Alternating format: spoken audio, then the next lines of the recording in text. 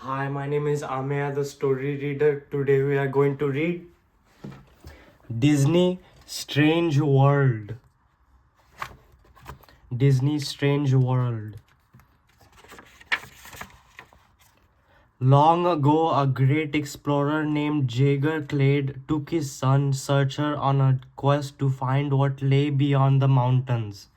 When Searcher discovered a mysterious glowing plant, he decided to bring it home to Avalonia.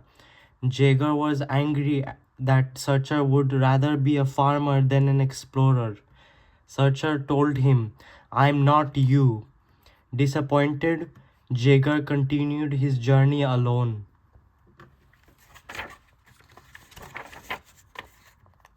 Years passed, and Jaeger never returned from his quest.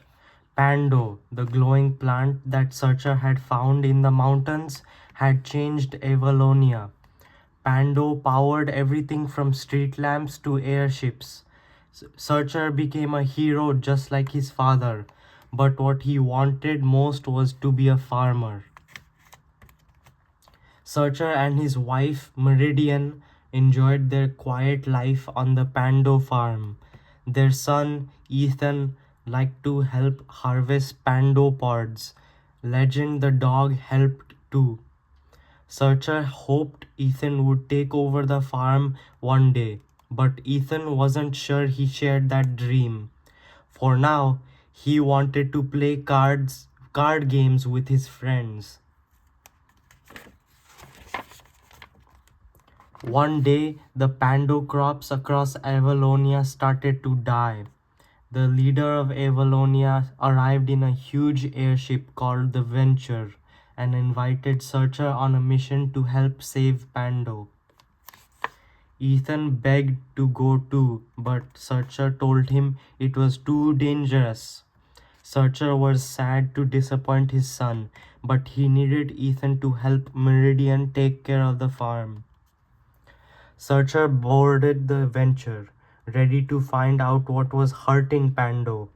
The airship followed the plant's roots into an enormous hole in the earth. Suddenly, Meridian zipped past, hollering, "Ethan is on the ship!"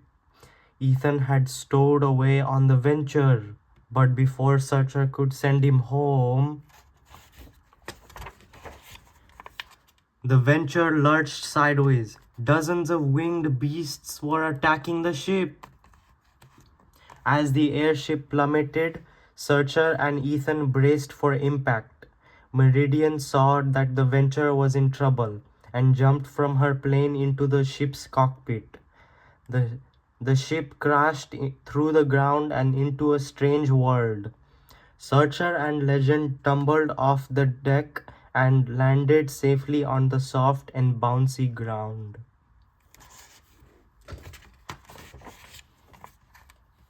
Searcher gazed in awe at the unusual forest filled with even more unusual creatures.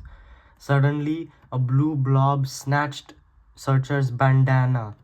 Then a tentacled monster called a Reaper charged Legend. Whoosh!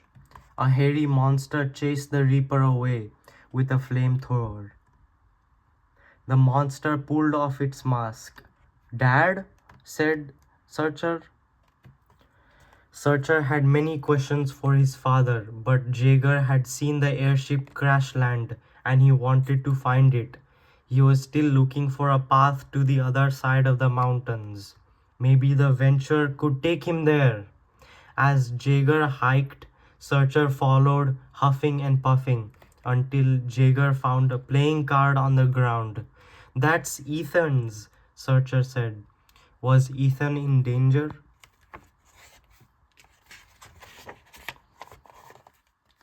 Ethan had gone looking for his father. He met the blue blob carrying Searcher's bandana.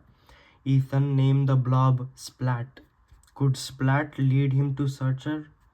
Instead, Splat led Ethan toward a large hive. Ethan found a crate of Pando pods nearby. Splat tried to pull Ethan back toward the hive, but one of the pods shocked Splat. Ethan saw that pando parts could hurt the creatures of this world. He bandaged Splat's wound. Suddenly, reapers spilled out of the hive. As the beasts surrounded Ethan, Splat tried to signal that Ethan was a friend, but they didn't listen. Just in time, Searcher and Jigger arrived and drove the reapers back.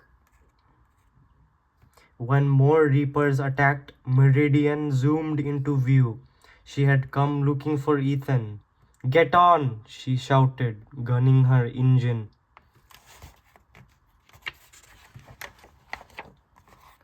Finally safe inside the Venture, the family and crew followed the Pando routes deep into the strange world until they reached a sizzling acid lake. Could the Venture get past this burning sea? Meridian steered the ship over, around, and straight through the raging waves of acid, and safely made it to the other side. When they entered a cave, Searcher saw a tangle of healthy pando roots wrapped around a throbbing mound. A swarm of reapers and flying creatures were attacking the roots. Were these monsters killing pando? Searcher kicked into action, firing a stream of pando dust at the monsters until they began to drop, one by one. Thinking of Splat, Ethan didn't want to hurt the creatures. Searcher reminded him that farmers must protect their crops from pests, but Ethan refused. "I'm not a farmer, Dad," he said. "I'm not you." Then he stormed away. Searcher remembered the day he had told his own father, "I'm not you." Was he pushing Ethan the way Jaeger had pushed him? He chased after Ethan. Searcher caught up to Ethan and apologized. Then clouds parted, revealing a sparkling ocean on the other side of the mountains. When they looked down, a giant eye stared back at them. "This place is alive," Ethan said. He realized that Avalonia rested on the back of an enormous living animal. They had traveled through its body.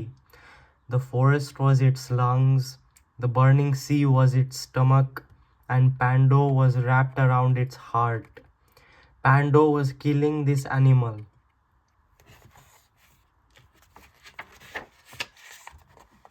Ethan and Searcher raced to the Venture to share their discovery. Searcher explained that they needed to fight Pando, not the beasts. They had to dig a hole in the root and follow the creatures to destroy it from within. Together, Searcher, Ethan, and Splat rode on the back of a winged creature toward the root. Meanwhile, Jaeger hopped on a skiff and flew to see what was beyond the mountains. But soon he turned around. He knew Searcher needed him.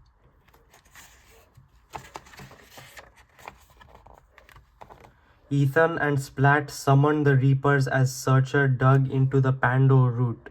A bolt of energy knocked Searcher off his feet. Jaeger saw that Searcher was struggling and joined the fight. "Let's get to work," he told Searcher. With one final strike, they exposed the root's delicate insides. Lightning struck both men, who fell to the ground while reapers swarmed into gash they'd opened. Jaeger got up. Searcher did not.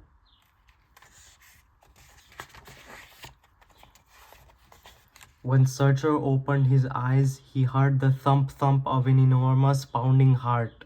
The animal was alive, thanks to him and Jaeger. It was time to return home, but first, Searcher wanted to show Jaeger the world beyond the mountains. Jaeger sighed happily as he gazed out at the vast sea. The large eye stared up at the family and they stared back. The Clades had saved the animal and Avalonia. Now they could all return home together.